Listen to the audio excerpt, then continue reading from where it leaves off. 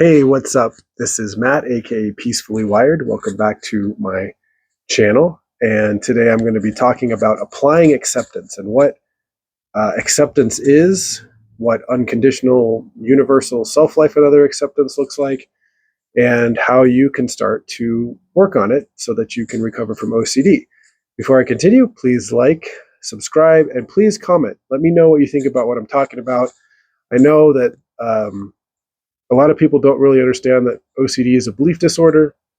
They don't know what unconditional self life and other acceptance actually is and how to use it in their life. And many people are stuck in a place to where they cannot apply acceptance. And unfortunately, if you can apply some degree of acceptance, unconditional acceptance for your worst case scenario, you unfortunately probably will not recover from OCD. And it's a scary thought, I know, and it's not a fun thing to think about, but you got to be able to have unconditional acceptance for yourself, for life, and for others if you want to recover from OCD. So I think there's two different types of acceptance. There's an acceptance that I feel like you can kind of have in the moment when you suddenly just have a realization that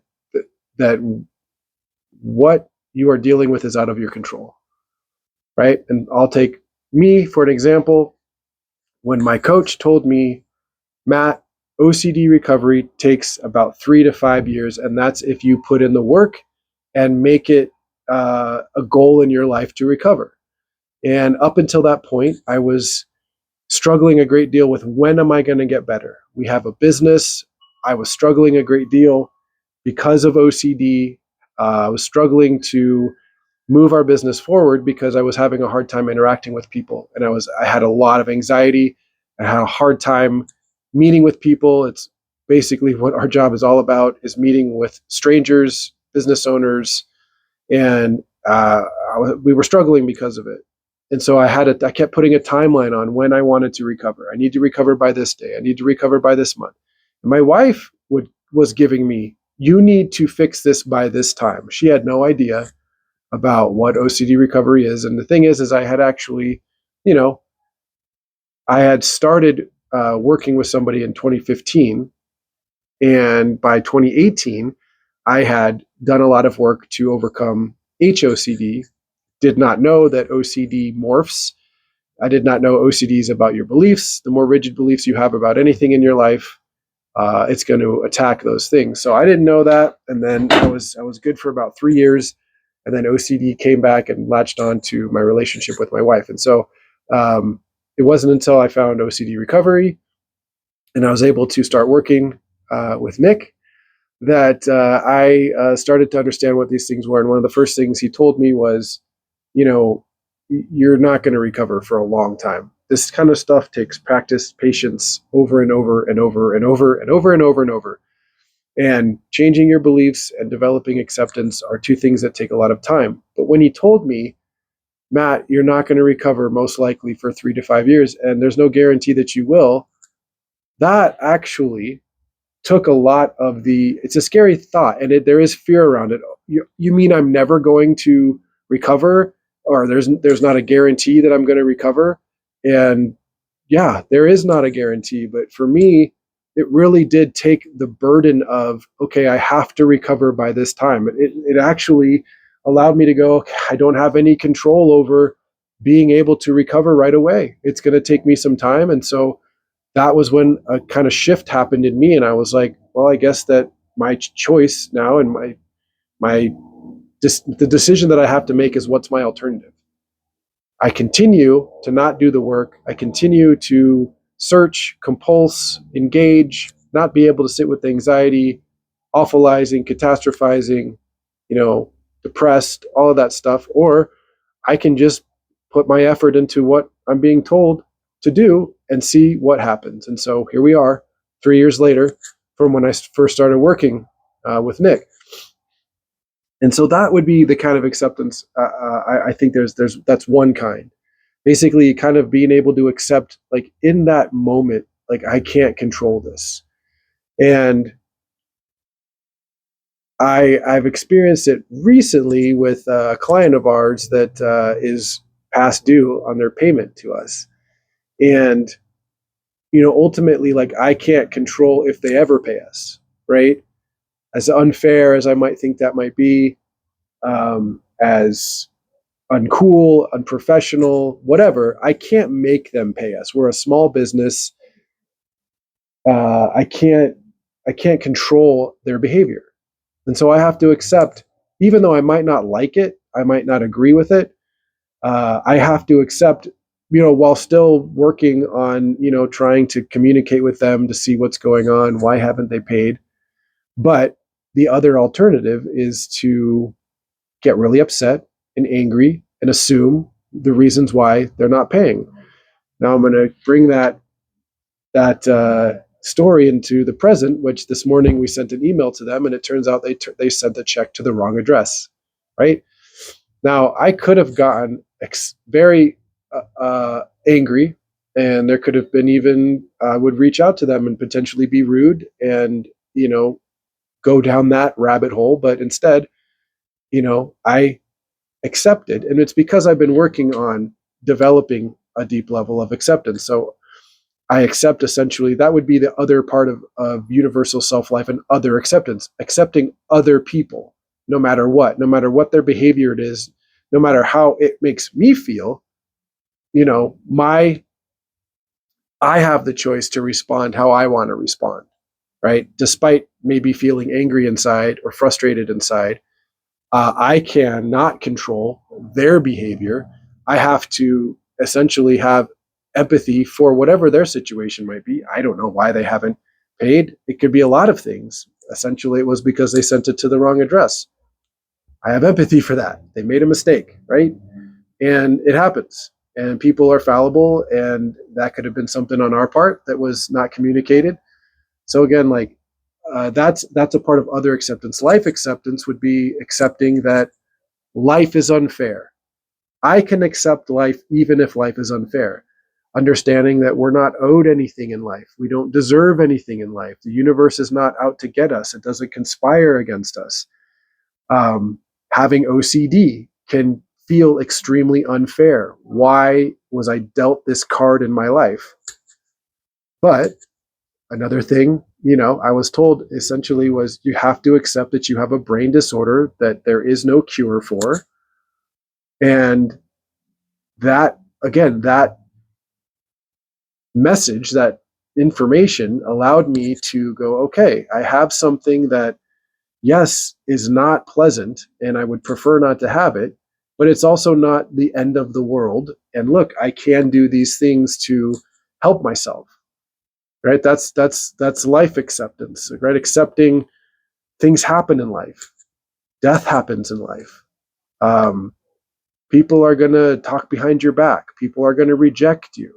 People are going to not like you. People might even hate you, right? But accepting, again, I can't control those things. I can't control those things, no matter what. If I could control all of those things, then everybody would be my friend. Everything would go my way. That's the way the world would be for everybody. If there was a way things were supposed to be, then everything would be that way. We all had the power to control the way everybody perceived us, then everybody would perceive us in a what's the word I'm looking for? In a wonderful way. Everybody would look at us in the way that we want them to. Our jobs would all go the way we want. We would all have all the money that we want. We would all have all of our needs met or our preferences met, right? But that doesn't exist. There's so many things we can't control except for our behavior. Self-acceptance, accepting yourself. And this goes into when you start dealing with your fears and your themes, right? Just take, for example, HOCD. It seems to be something that a lot of people struggle with because I get a lot of people contacting me that they have HOCD. And breaking down that, because basically what HOCD is a fear of rejection, and it's a societal rejection, family, friends rejection. It's also self-rejection. And so you'd have to break down, that's where beliefs start to come in, when you start to break down beliefs so you can accept it. And so you'd have to look at, like, ultimately, what is the worst thing about being gay? I mean, there are many people that are gay and have happy lives. They have accepted themselves and they live their life the way they want to. People have been gay for thousands and thousands of years. It's something that exists in the world. And accepting and understanding that if there are people out there that can accept that they are gay, essentially, if you were gay, why wouldn't you be able to accept yourself? And if we have these like conditions on ourselves that we have to be this certain way, we have to be XYZ, and that is conditional acceptance. Unconditional acceptance would be, I can accept myself even if I'm not even if I'm not meeting the standards that I've set for myself, even if I was, a gay person, I could still accept myself because there are people out there that can accept themselves. If you have the attitude of, well, they're wrong and they shouldn't accept themselves, then you won't be able to accept you or them, and you won't recover from HOCD, right? This is why, like, exposure response therapy, thoughts are just thoughts, leaving thoughts there, it's not me, it's my OCD, are all essentially symptom managers that really won't get you to recovery because they don't get underneath your fears. You can do ERP all you want, but you will essentially still be afraid of being gay if you don't break down the beliefs and accept, right? So you'd have to break down the belief, like, would it be so bad if my friends and family abandoned me and didn't like me, or society, like, even if everybody in the world didn't like me because I was gay, would I still be able to live my life, right? Would I still be able to enjoy a beer, a slice of pizza, a great burger, right? A movie, all right? Building relationships with new people, okay? It's branching out, trying to find a new group of people to hang out with if my friends, family, and society. I mean, think about it like this. There's 8 billion people in the world, and even if what do they say, 10% of the population is gay? I mean, if you were gay, there's 10% of 8 billion that you would have a chance to be friends with. Do you think that there's an opportunity that you could find at least one person to be your friend? Most likely. You'd have to break down, right? So you break down, like, if you break that down, would it be the worst thing in the world if my friends, family, and society rejected me? No, I could still eat, sleep, drink, talk, walk, do things that I want to do. I could still find joy in life. I might not be as happy. Acceptance is not agreement. This is where a lot of people get acceptance incorrect. It's not that I agree with this thing that I fear the most, but if my worst case scenario was who I was or came to reality, then I would be able to accept myself even if no one else could accept me, because I could still live my life the way that I wanted to, despite other people's opinions. I mean, essentially, you're taking somebody's limited view or knowledge of something and you're applying it to your acceptance of yourself. Except, another fear around HOCD would be the fear of being gay, and you'd have to break down that fear. Well, what would be so wrong about being gay? Essentially, if I'm gay, I'm attracted to a person of the same sex. What's really so wrong with that? Again, going back to, there's lots of people that are gay, lots of people that are living their lives and are able to accept themselves and have an enjoyable life, right? So again, if you have the opinion, for whatever reason, whether you're really religious or you just maybe have grown up in a family or a community, or you have a lot of friends that are homophobic, and you believe that it's wrong or that they're bad or that that's bad for you, if you have that attitude, then you won't be able essentially to recover from OCD at all, because you don't have any acceptance. If you don't have acceptance for, or empathy for someone else's condition, then how can you have it for you? And it's also having empathy. Like, my belief, and I think it's probably pretty correct, it's pretty probable that people that are gay are born that way. We're all wired in different ways. We all have different wiring. That goes for all sorts of different things, right? If you're struggling with POCD, we'll just use Ps. Ps are typically wired a different way, right? If you have harm OCD, typically people that harm people are wired a certain way. People that are gay are wired a certain way. So if it's not in our control about how our brain is wired, then we kind of have to have empathy for those people and for ourselves. It's not something that's in our control, and accept that that's not in our control. It's just the way our brain is wired, and um, and then live our lives the way that we want to live our lives, right? I'm going to use an example of someone that cannot accept themselves, right? And this is why, if you fall into this and you have any kind of whatever your theme is in OCD, if you are a person like this, then you will struggle and probably not recover. So if you know who Milo Yiannopoulos is, I've recently seen some content that he's been putting out, or that he's been on, and I don't know when it was put out. I just know that this guy cannot accept himself for being a gay man. He can't do it. He loathes himself. He thinks it's wrong for whatever reason, or he just doesn't like being gay because he doesn't like that he's not accepted by more people. He knows that gay is not accepted by everybody, and he probably has some beliefs around being accepted and being rejected, and he doesn't like that feeling. So what does he do? He masquerades and says that he is not gay because of Catholicism, because of his relationship with God, religion, and now he's celibate. Okay? He cannot accept that he's a gay man. This is my opinion, right? This is my opinion. I'm using this example because if you are somebody like this, you will not recover from OCD. OCD doesn't care about your sexuality. It cares about your beliefs, and it cares about what you're able to accept, right?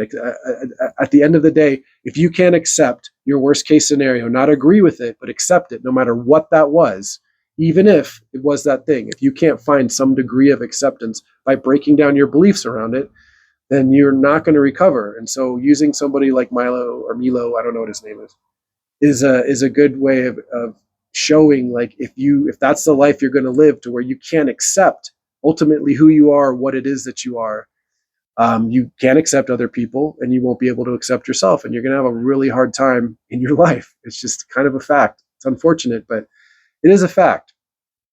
So I have worked on developing acceptance, and a lot of it, just like I said, it's you accept yourself. Even if I was this thing, I would still be able to live my life. I would still be able to do the things that I want to do, or put an effort into doing those things. Enjoy a sunset, enjoy, traveling, enjoy a great show, right? Enjoy a great meal. Life acceptance, you understanding to, or learning to accept that life is unfair, but I can still do my best to live my life, even though life is unfair. Life is unjust, right? It's unfair that I have a brain disorder effectively, but I can accept that I do, and I can do my best to work with that and live a content life. And then other would be accepting humans, other, people, accepting people that are the worst thing that you think they could be, and having empathy for them. Take someone who is a POCD, someone who is actually a P in life, right? Having empathy for them. Why are they like that? Is it because someone did it to them? Is it because of their wiring in their brain? I was reading that people that are Ps don't have empathy. They don't have empathy. They have cognitive distortions. I have empathy for someone who doesn't have empathy, because that is for me, that's an awful way to live, because then, like, you're not connected to humanity. That's a very lonely place to be. But if you were someone who had POCD, you would have to accept that if that was the way your brain was wired, you have to have empathy for yourself and be able to accept yourself, that that's something that's out of your control, and essentially still try to live your life the way that you want to live it. So I hope this helps breaking down what acceptance is and how to develop it. It's not something that you do overnight. I know I was talking about in the moment, you can kind of have something that clicks in your mind. And when I accepted, my coach telling me, OCD recovery takes 3 to 5 years, it didn't mean it didn't give me fear. It didn't mean that I was like, oh no, like I was doom and gloom. I mean, it did make me feel uncomfortable, but I also realized, well, I can't control recovering as soon as I want to. Then all I can do is do the work, and that took a lot of pressure off of me trying to get better right away. So I hope this helps. Please stay tuned for the next video. My name is Matt, and I'm Peacefully Wired.